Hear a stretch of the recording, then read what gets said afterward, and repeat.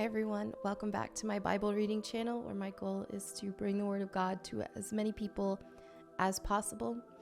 So today will be again just one chapter as my voice recovers from being sick. And then I'll get back to more chapters later. So let's pick up where we left off in 2 Chronicles chapter 30. King Hezekiah now sent word to all Israel and Judah, and he wrote letters of invitation to the people of Ephraim and Manasseh. He asked everyone to come to the temple of the Lord at Jerusalem to celebrate the Passover of the Lord, the God of Israel. The king, his officials, and all the community of Jerusalem decided to celebrate Passover a month later than usual. They were unable to celebrate it at the prescribed time because not enough priests could be purified by then, and the people had not yet assembled at Jerusalem. This plan for keeping the Passover seemed right to the king and all the people.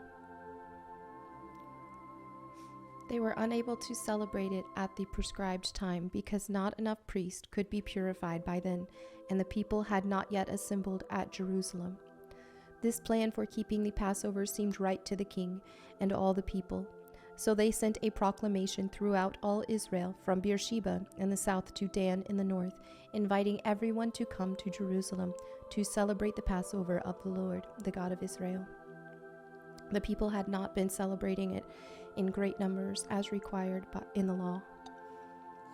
At the king's command, runners were sent throughout Israel and Judah. They carried letters that said, O people of Israel, return to the Lord, the God of Abraham, Isaac, and Israel, so that he will return to the few of us who have survived the conquest of the Assyrian kings.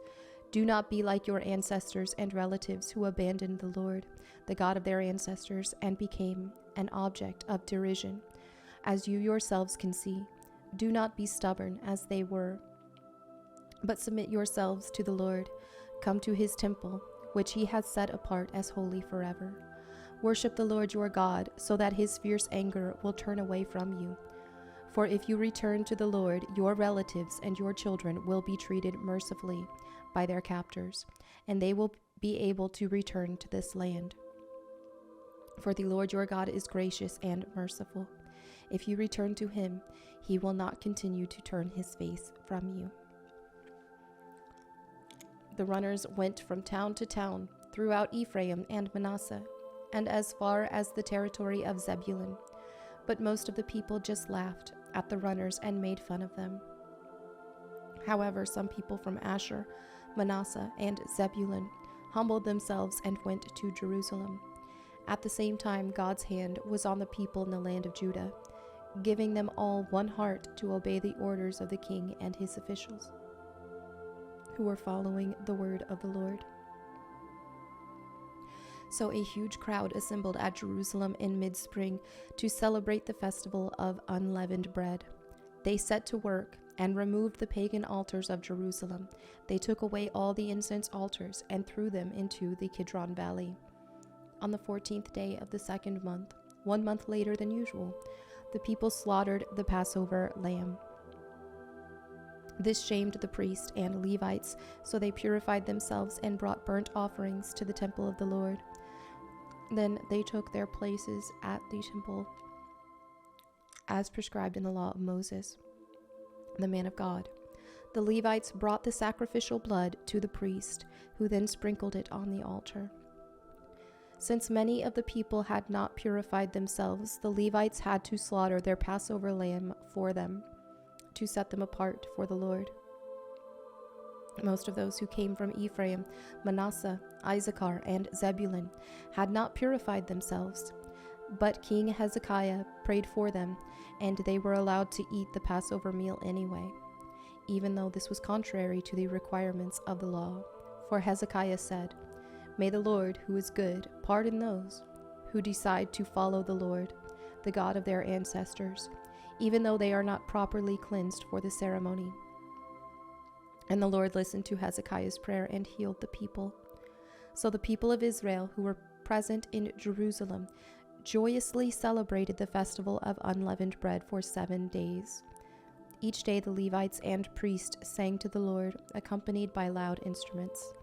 Hezekiah encouraged all the Levites regarding the skill they displayed as they served the Lord. The celebration continued for 7 days. Peace offerings were sacrificed, and the people gave thanks to the Lord, the God of their ancestors. The entire assembly then decided to continue the festival another 7 days, so they celebrated joyfully for another week. King Hezekiah gave the people 1,000 bulls and 7,000 sheep and goats for offerings, and the officials donated 1,000 bulls and 10,000 sheep and goats. Meanwhile, many more priests purified themselves. The entire assembly of Judah rejoiced, including the priests, the Levites, all who came from the land of Israel, the foreigners who came to the festival, and all those who lived in Judah. There was great joy in the city, for Jerusalem had not seen a celebration like this one since the days of Solomon, King David's son. Then the priests and Levites stood and blessed the people, and God heard their prayer from his holy dwelling in heaven. And there you have it for today's Bible reading. Thank you all so much for your fellowship. As always, feel free to leave your prayer requests in the comments below so that myself, my prayer team, or anyone who reads them can pray for you. Thank you all again. I'll see you tomorrow. Bye.